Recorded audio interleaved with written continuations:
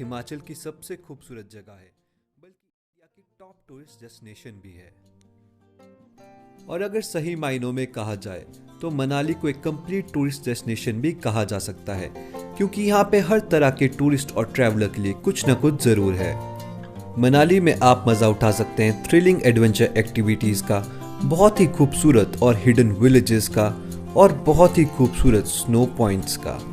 तो दोस्तों, अगर आप भी मनाली का रोड ट्रिप प्लान कर रहे हैं तो ये वीडियो आपके लिए काफी इंफॉर्मेटिव होने वाली है, क्योंकि इस वीडियो में हम आपको सारी जानकारी देंगे कि आप यहाँ कैसे आ सकते हैं, यहाँ कहाँ घूम सकते हैं और यहाँ आने का सबसे बेस्ट टाइम क्या है। और ये सभी ही बातें हम आपको काफी टाइट बजट में बताने वाले हैं। तो अगर आप एक बजट ट्रैवलर, तो हमारी आपको रिक्वेस्ट रहेगी कि आप इस वीडियो को लास्ट तक देखें, क्योंकि वीडियो के लास्ट में हम आपको कुछ मनाली में ऐसे स्टे रिकमेंडेशंस देने वाले हैं जो मनाली में ना सिर्फ सबसे खूबसूरत जगह हैं रहने के लिए, बल्कि आपके बजट में बहुत ही सही बैठेंगी। लेकिन उससे पहले दोस्तों, अगर आपने हमारे चैनल को अब तक सब्सक्राइब नहीं किया है तो इस वीडियो को लाइक करके इस चैनल को पहले हम बात कर लेते हैं कि मनाली आप कैसे पहुंच सकते हैं। दिल्ली से मनाली पहुंचने का सबसे बेस्ट तरीका है कि दिल्ली से आप वॉल्वो बस मनाली तक ले सकते हैं, जिसका टैरिफ 800 से 1000 रुपए तक रहेगा। और उसके लिए आपको कश्मीरी गेट से एक ऑटो लेके मजनू के टीला तक आना पड़ेगा, और वहां आपको सभी वॉल्वो बसेस के ऑफिस देखने को मिलेंगे, जहां पे आप बार्गेन करके 800 से 1000 तक टिकट लेके मनाली के लिए बस ले सकते हैं। और अगर आप इससे भी ज्यादा बजट में ट्रैवल करना चाहते हैं तो आप कश्मीरी गेट से HRTC की नॉर्मल बस भी ले सकते हैं, जिसका मनाली तक का टैरिफ 500 से 600 रुपए के बीच में रहेगा, और ये आपको सबसे चीपेस्ट वे रहेगा मनाली तक आने के लिए। और अगर आप इंडिया के किसी और पार्ट से मनाली तक आना चाहते हैं तो दिल्ली में एयरपोर्ट पहुंचने के बाद आपको कश्मीरी गेट मेट्रो तक आना है, और फिर बाकी का तरीका बिल्कुल सेम रहेगा। तो दोस्तों, रात की वॉल्वो बस लेने के बाद आप लगभग सुबह 6 से 10 बजे के बीच में मनाली पहुंच जाएंगे। और सबसे पहले आपको अपने होटल में चेक इन करके फिर आप अपना ट्रिप स्टार्ट कर सकते हैं। हर इंसान का मनाली का ट्रिप बिल्कुल अलग होता है। कई लोग मनाली का ट्रिप 2 या 3 दिन का प्लान करते हैं, और कई लोग इस ट्रिप को 5 से 7 दिन तक भी प्लान करते हैं।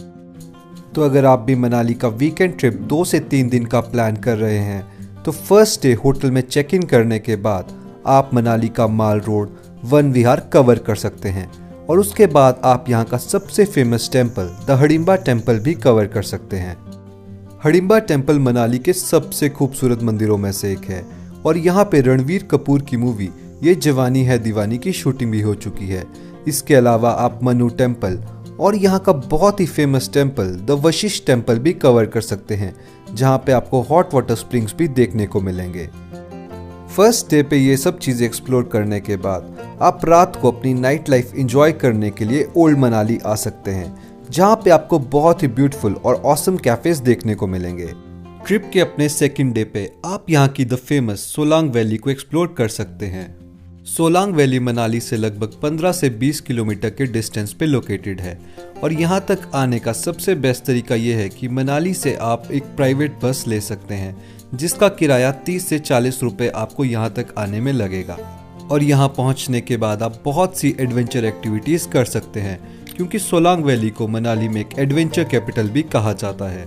और अगर आपको पसंद है ट्रैकिंग, तो एक बहुत ही फेमस ट्रैक है सोलांग वैली में, जिसका नाम अंजनी महादेव ट्रैक है, जिसको आप अपने ट्रैक लिस्ट में ऐड कर सकते हैं। सेकंड डे ये चीजें एक्सप्लोर करने के बाद थर्ड डे आप स्पेयर रख सकते हैं रोहतांग अटल टनल को एक्सप्लोर करने के लिए, जो 10,000 फीट पे दुनिया की सबसे लंबी टनल है, जिसकी लंबाई लगभग 9 किलोमीटर के आसपास है।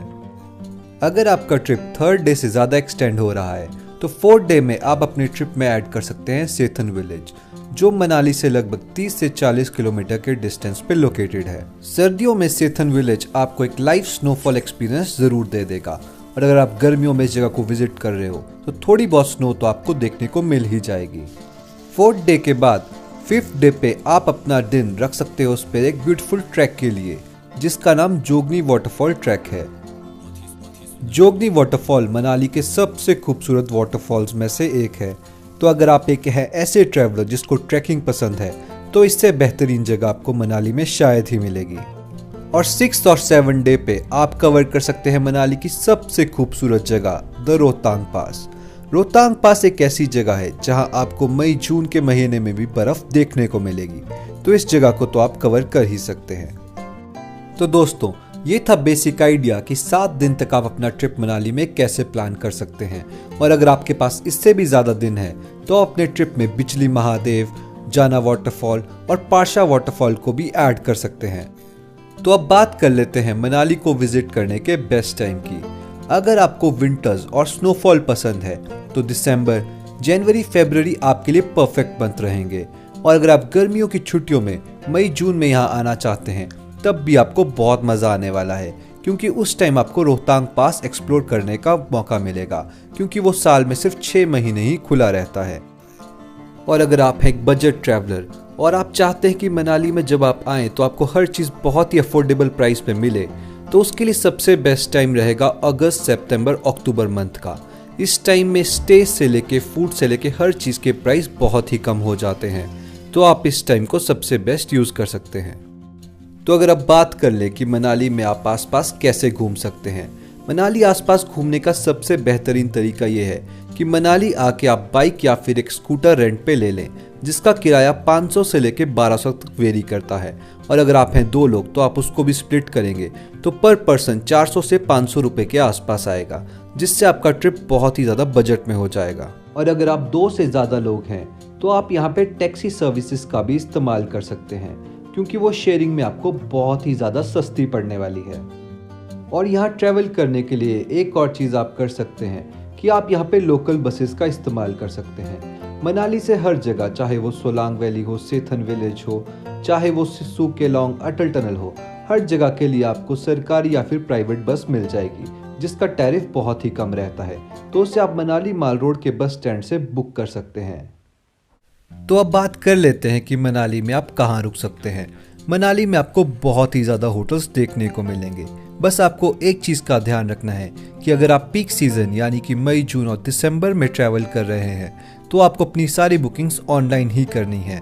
लेकिन अगर आप ऑफ बीट सीज़न या फिर ऑफ सीज़न में ट्रैवल कर रहे हैं तो आप अपनी बुकिंग्स यहाँ पहुँच के कर सकते हैं, क्योंकि उसमें आपको बहुत ही अच्छा बार्गेनिंग प्राइस मिल जाता है। और मनाली में रहने के लिए हमारा सबसे पहला रेकमेंडेशन आपके लिए है फ्लूस्टन हॉस्टल एंड कैफ़े। फ्लूस्टन हॉस्टल मनाली से लगभग 15 से 20 किलोमीटर पहले ही आ जाता है, जिसके कारण ये शहर की हसल बसल से बहुत ही दूर है। इस हॉस्टल में आपको सिंगल रूम के साथ साथ डॉर्म फैसिलिटीज़ भी मिल जाती हैं, जहाँ पे आपको पर बेड बहुत ही अच्छी कॉस्ट पे मिल जाएगा।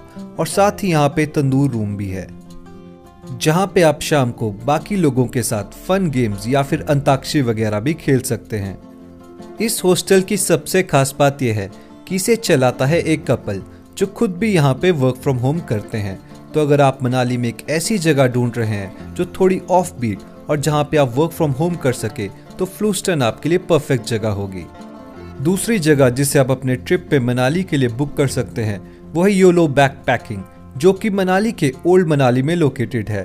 और ये परफेक्ट हॉस्टल है उन लोगों के लिए जो प्राइवेट रूम्स में रहना चाहते हैं। मनाली टाउन के बिल्कुल सेंटर में लोकेटेड होने के कारण यहाँ से हर जगह आपको बहुत ही इजीली एक्सेसिबल हो जाती है। तो ये थे हमारे 2 रिकमेंडेशंस आपके मनाली ट्रिप के लिए, और आप इन दोनों जगहों को हमारे डिस्क्रिप्शन में दिए गए डिटेल्स के थ्रू बुक कर सकते हैं। और साथ ही दोस्तों, अगर आप मनाली का ट्रिप प्लान कर रहे हैं और बहुत ही ब्यूटीफुल और हिडन होम स्टेज में रहना चाहते हैं तो आप हमें इंस्टाग्राम पे DM कर सकते हैं। और साथ ही अगर आपको हमारा ये वीडियो अच्छा लगा हो तो इसे लाइक और शेयर ज़रूर कर दें। और मनाली ट्रिप को लेकर अगर अभी भी आपके मन में कोई डाउट है तो आप हमें कमेंट सेक्शन में पूछ सकते हैं, हम सभी का आंसर करने की कोशिश करेंगे। और हमारे चैनल को सब्सक्राइब करना भी मत भूलिएगा। और इसी के साथ हम विदा लेते हैं और अगली वीडियो में आपको